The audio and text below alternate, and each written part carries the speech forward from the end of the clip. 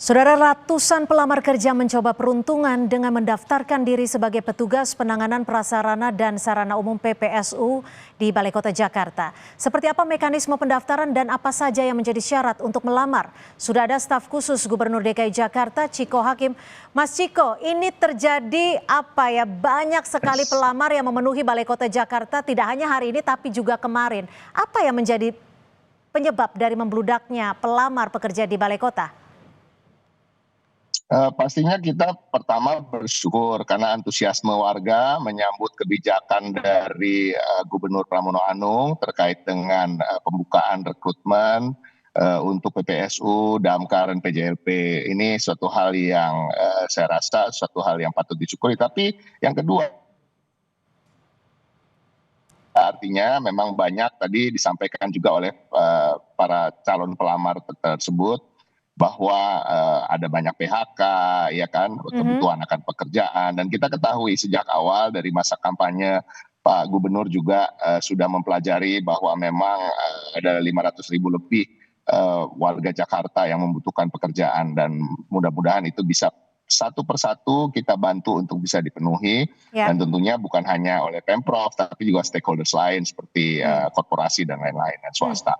Nah, tapi pada prinsipnya antusiasme ini wajar-wajar aja karena beberapa minggu terakhir memang sering digaungkan terkait dengan perekrutan khususnya PPSU yang kita ketahui persyaratannya diturunkan menjadi lulusan SD.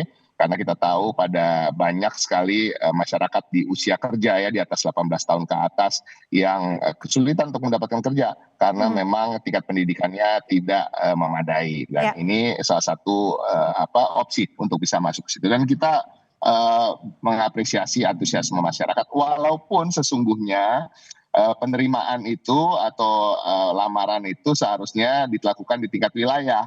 Nah, ini ada miskomunikasi, mungkin juga terkait juga ada WhatsApp yang sifatnya agak kalau kita terlalu keras ya dibilang hoax ya, tapi agak tidak tepat gitu ya. WhatsApp-nya mengatakan bahwa Balai Kota menerima lamaran PPSU dan lain-lainnya.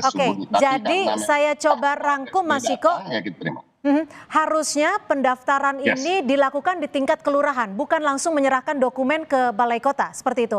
Lalu mengapa mereka ini bisa langsung ke Balai Kota? Apakah berkas-berkas pendaftarannya tetap diterima dan akan diperhitungkan nantinya?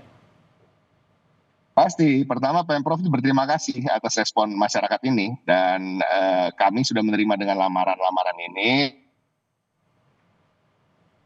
melakukan proses seleksi ke depan, dan proses ini tetap akan berjalan profesional dan benar-benar sesuai dengan kapasitas dan tidak ada titipan. Dan yang pasti kalau emang udah datang sendiri biasanya memang nggak ada titipan ya, tapi kita lihat nanti kan kalau ini yang datang ke Balai Kota aja dalam 3 hari terakhir udah cukup banyak ya kan, bisa ribuan ya. Sementara spotnya atau yang dialokasikan adalah 1.000 untuk PPSU, 1.000 untuk Damkar dan lain-lain ya, mudah-mudahan bisa terakomodir ya sebagian besar. Artinya, Mas Chiko, berarti artinya jumlahnya lebih dari di Balai Kota dong ya, karena pendaftaran di kelurahan juga tetap diterima, seperti itu?